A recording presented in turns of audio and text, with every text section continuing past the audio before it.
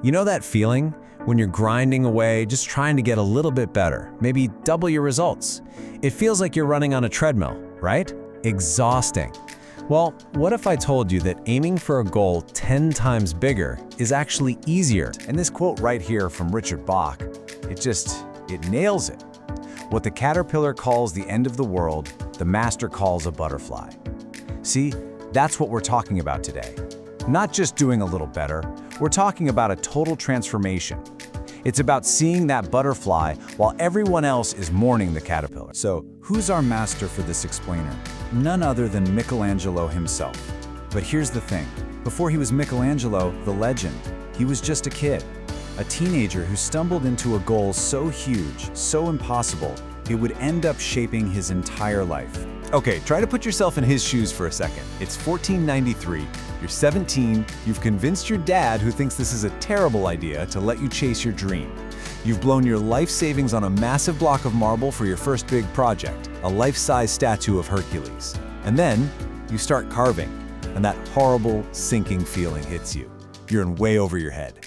You realize you actually have no idea what you're doing. That was his moment of crisis. So what did he do? Did he try to get a little bit better at a bunch of different things? Nope, he went extreme.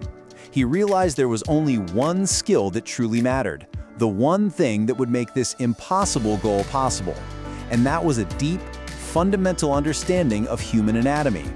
To get it, he had to secretly dissect human bodies, which, by the way, was a crime punishable by death. Think about that. He risked everything for that one skill. That kind of insane focus, that's the whole key right there. All right, let's hit pause on the story for a minute. Because what Michelangelo just went through, it perfectly sets up the huge idea we're exploring today. The difference between two very different ways of thinking about growth. So look at this. On one side, you have the 2x path. This is incremental growth. It's probably familiar, right? You're competing with everybody else. You're making decisions based on what you did yesterday, and frankly, it's complicated. There are just too many options. The focus is on doing more. Now, look at the 10x path. This is transformational. Because you set such a massive goal, you actually bypass the competition. You're not playing their game anymore. It makes things simple, because most options are just off the table. The focus isn't on doing more, it's on being different. In this quote, this really gets to the core of why it works. The reason 10x is simpler is because changing your perspective is actually pretty cheap, especially compared to trying to be smarter than everyone else around you. See, it's not about outworking or outsmarting the competition. It's about a simple, powerful shift in your thinking that suddenly makes the path crystal clear. Okay, so that sounds great in theory, but how do you actually do it? How do we make that shift and find that simple path? Well, it all comes down to taking a rule you probably already know and applying it in a really radical way. You've probably heard of the 80-20 rule, right? Well, this is the 10x version, and this chart says it all.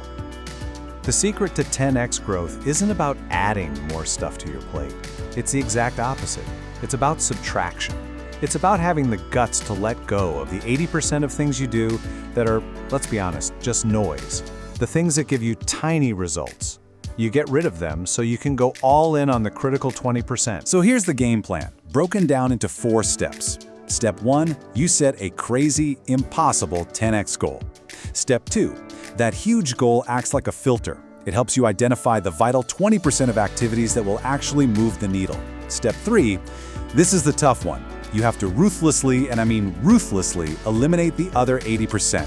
And finally, step 4, you go all in, totally focused on that crucial 20%. Now, I know what you might be thinking. Sure, great for Michelangelo, but I'm not carving statues. So let's look at a modern example. This is a transportation company, Stream Logistics, and they were stuck in that classic 2x2 trap. They were growing, sure, but it was totally linear. To make 20% more money, they had to add 20% more staff. That's not scalable. That's a grind. So they did the 80-20 analysis, and what they found was fascinating. The vast majority of their clients, like 95% of them, fell into this routine freight category. This was their 80%, the busy work that didn't make much money. But there was a tiny sliver, just 5% of their clients, that were high-stakes freight. That was their golden 20%. So they made a terrifying decision. They stopped chasing the 95% and focused everything on that 5%. And look at the results.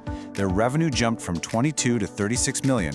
Profitability went up 4 times. And get this, they did it with the exact same number of people. That right there is the power of letting go of the 80%. Okay, I can hear you through the screen right now. How in the world do you just drop 80% of your work? Or fire 80% of your clients? That sounds like a recipe for disaster. I get it, it seems impossible, but there's a secret to it. Seriously, this is the big question, isn't it? How do you actually let go of all that work? It feels like career suicide. But here's the twist. You don't just delete the work. You don't just let it all fall apart. You change your relationship to it. The answer is a simple but profound shift in thinking. It's called the who, not how principle. We are all wired to ask, how can I get this done? The 10X mindset asks a different question. Who can get this done for me? See that 80% of stuff that completely drains you? That's somebody else's 20%. It's the work they love and excel at. Your job isn't to do it. It's to find the right who. Here's a perfect real-world example. Meet Linda McKissick, a real estate agent. For a long time, she was stuck. Her annual revenue was capped at $40,000. And you know why? Because she was a how person.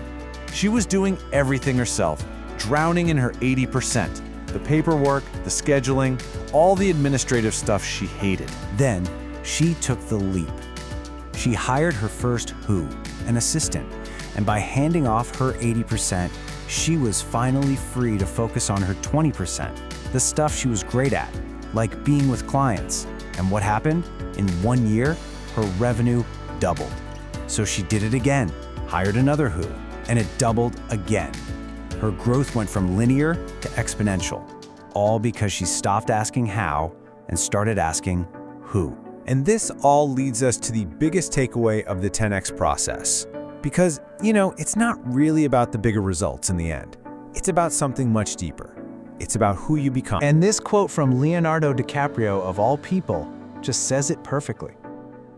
Every next level of your life will require a different you. The person who finally achieves that massive 10X goal, they are not the same person who set it in the first place. The process forces you to shed your old self and evolve. So let's bring it all back to Michelangelo. Look at his journey. In 1494, he creates the Hercules statue, and boom, a new artist is born. But just 5 years later, he creates the Pieta, and it's on a completely different level. It's like it was made by a different person. Then, to create the David, from a piece of marble other artists had given up on, he had to transform again. He became a legend. Each one of these masterpieces required a new Michelangelo to emerge. So you see, the true goal of a 10X jump isn't just a bigger number on a spreadsheet. It's a new identity.